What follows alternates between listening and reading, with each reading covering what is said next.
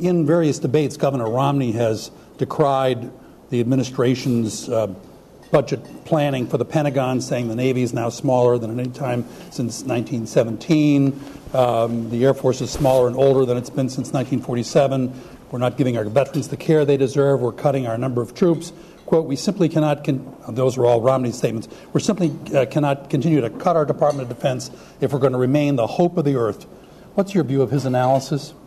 I think it's just a political statement which is not borne out by the facts.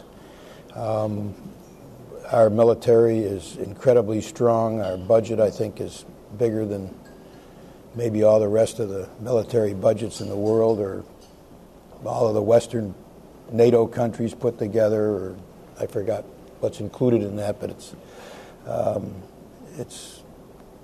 there's no other military that comes close. We've shown our capabilities, our adeptness, our ability to move quickly, just yesterday in Somalia, but before that with bin Laden.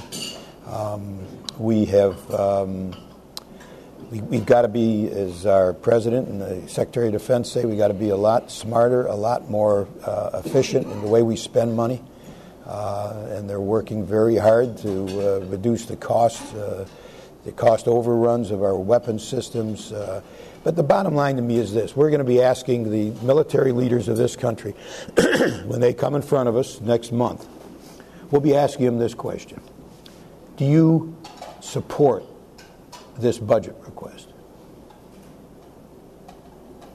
Do you personally support it? Is it your best professional judgment that this is a sound budget for the military? Is it your belief that we did this right, that we first looked at the strategy as to where our focus needs to be, and then we looked at how do we resource that strategy? Did we do that right this year?